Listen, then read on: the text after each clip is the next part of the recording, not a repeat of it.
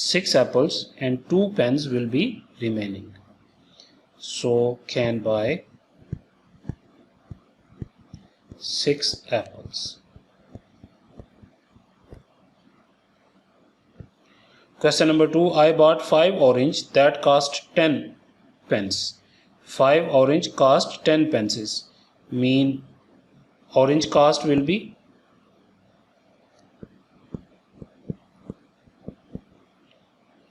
5 multiplied by 10 equal 50. Each and 2 lemon that cost 9. Lemon 9, 2 multiply 9 equal 18. So the total cost 50 plus 18, 68.